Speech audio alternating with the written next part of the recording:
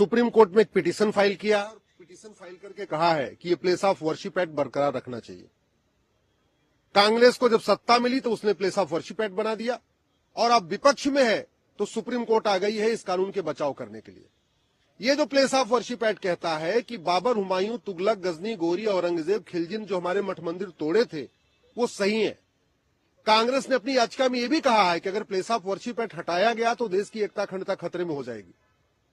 इसका मतलब कांग्रेस धमकी दे रही है कि जब तक ये कानून है तब तक तो देश एक रहेगा और कानून हटेगा तो देश के टुकड़े टुकड़े हो जाएंगे। ये कोर्ट को भी धमकी है, सरकार को भी कांग्रेस की धमकी है। हमारा ये कहना है कि ये place of worship act Babar, Humayun, Tughlaq, Ghazni, Ghori के इलीगल काम को लीगलाइज करने के लिए बनाया गया है।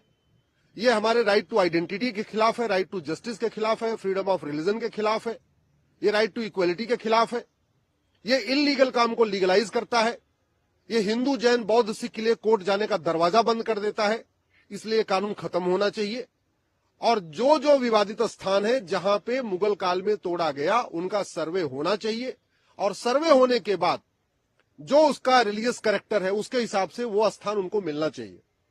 मंदिर तोड़े गए हैं, ऐतिहासिक साक्ष्य है, इस पे किताबों में लिखा हुआ है। इसके बावजूद ये कानून बनाना अपने आप में गलत था और अब कांग्रेस सुप्रीम कोर्ट में आके ये धमकी दे रही है कि कानून खत्म हो जाएगा तो देश की एकता अखंडता खतरे में पड़ जाएगी। मुझे लगता है ये दबाव बनाने की राजनीति है, ये तुष्टीकरण की पराकाष्ठा है, ये पूरी तरीके से पॉलिटिकली मोटिवेटेड कांग्रेस की पिटीशन है। केवल उसने अपने वोट बैंक को ध्यान में रखते हुए सुप्रीम कोर्ट मूव किया है क्योंकि दिल्ली का विधानसभा का चुनाव आ रहा है। यहाँ कई सारे विधानसभाओं में मुस्लिम बड़े इंपॉर्टेंट फैक्टर है, इसलिए कांग्रेस आई है सुप्रीम कोर्ट आके इस पिटीशन का अपनी पिटीशन फाइल किया है और कह रही है कि नहीं, place of worship act continue रहना चाहिए।